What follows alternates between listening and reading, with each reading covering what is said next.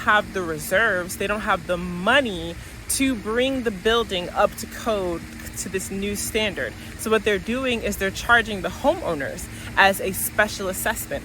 South Florida has become unaffordable for a lot of, so you may have purchased when the HOA was $150 a month, and now it's $400 or $500 a month.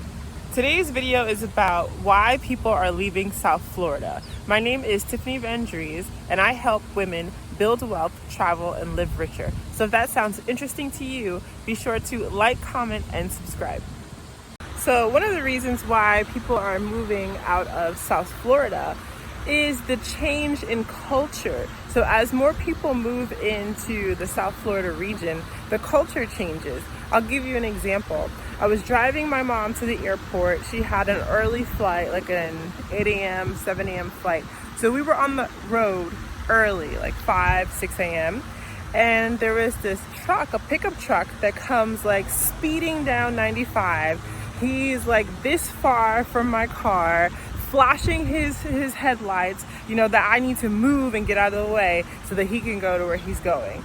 Okay, first of all, this is crazy behavior. Like, just go around if you want to go 90 miles an hour. And those are the things that we're starting to see more and more often. So we're starting to see more traffic. We're starting to see more aggressive drivers, more honking. Before the light even turns green, people are like honking for you to go, or like a fraction of a second it's green and they're like honking for you to go. That is new. That's things that are changing because of the culture, because of the people who are moving with their ways of being. So you will see this aggressive driving here in South Florida now. So now it feels like you're driving in New York or you're driving in New Jersey, and it's just, that's what I moved here to get away from. And now all of those people are moving here and bringing the aggression with them. South Florida has become unaffordable for a lot of people. So another situation that's happening down here is condo special assessments. So a couple of years ago, there was a condo building that crashed in Miami, and the condo building was over 50 years old and it was not up to code. So it crumbled, it crashed literally, and people died. And as a result, there has been changes to the law. So the law now says that every condo building has to be up to certain maintenance codes, especially if they're over 50 years old. And this just went into effect recently. And what happened was a lot of the condo buildings, they don't have the reserves, they don't have the money to bring the building up to code to this new standard. So what they're doing is they're charging the homeowners as a special assessment. So whatever needs to be done, if the HOA association doesn't have the money, they're going to charge the owners. And we're not talking a bit of money. They can charge anywhere from $5,000 to $25,000, and they give the owners a deadline. Like, you need to pay this by this time frame, because we need to spend the money, because we need to be up to code, because that's the new law, because of what happened in Miami, where there was the building that fell. So condo owners, the sellers, they don't have, $25,000, $10,000, $15,000 just sitting around. Some of them don't have the money. Some of them do, some of them don't. So the ones that don't are selling. And that's another reason why people are leaving South Florida, because they couldn't afford the special assessments. So you'll see a condo go on sale for below market value because there's a $15,000 assessment associated with that condo building. The people who can't afford it leave, and the people who can afford it move in.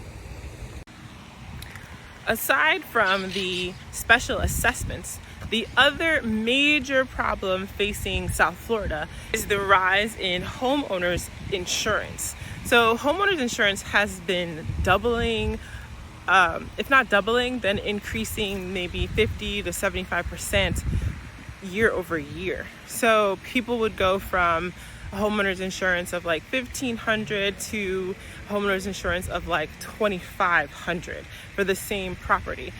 And this is because we've had a lot of hurricanes, and there has been a lot of claims for homeowners insurance because of property damage.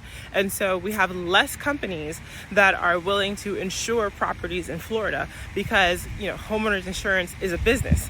And if they're paying out claims, then they're not making money. So they are leaving the state of Florida, which makes what's left more expensive. So the companies who are left, who are still insuring in Florida, are more expensive.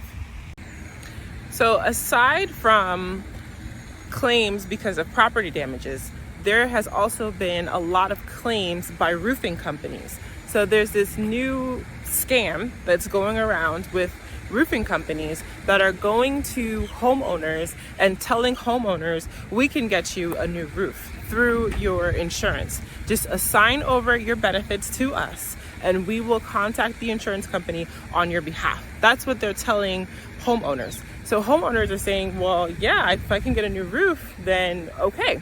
So they do that, and then the roofing companies go to the insurance companies and say, okay, you know, this roof needs to be replaced. And the insurance company says, no, it doesn't. It just needs maybe a new tile or, you know, a couple new pieces, but you don't need a whole new roof.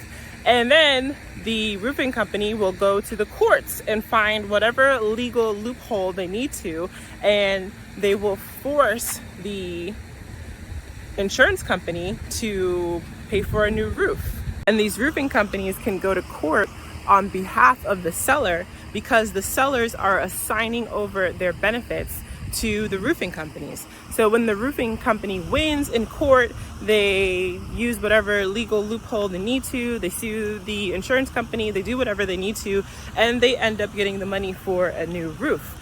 Now, all this does is increase the insurance for everyone. So in addition to the hurricanes, we now have this roofing company scheme that's going around and is increasing the homeowners insurance. And so not only do you have the special assessments on the condos, but you have the homeowners insurance that's increasing across the board, no matter what kind of property you have, townhouse, single family, they're all increasing. Because of COVID and the drastic demand that we had from people moving here, the prices of homes have gone up. And because the prices of homes have gone up, the property taxes have also gone up, because the property taxes is correlated to the value of the home. And since the value went up, the property taxes went up. And if all that isn't bad enough, if it's not bad enough that you have the special assessments and you have the insurance going up and you have the value of the home, so if you're a new buyer, it's going to be more expensive, and you also have the property taxes going up. If all that isn't bad enough, you also have the HOAs going up, and they are doubling and in some cases tripling what they used to be in just a few years. So they can go from $100 to $200 to $300 per month or more in a short period of time. So you may have purchased when the HOA was $150 a month, and now it's $400 or $500 a month. And that's a significant increase when you take into account all the other increases. So your HOA is going up $300-$400 a month. Your insurance is going up $300-$400 a month. And your taxes are going up $300-$400 a month. And so now you have an extra $1,000 in bills. So the cost of living is definitely increasing here. And then not only that, the culture is changing to a more aggressive culture. It's starting to feel like New York, and that's why people are moving. It's just not the same anymore. With that being said, there are still a lot of reasons to move to South Florida. Check out this video here on the pros and cons of living in South Florida.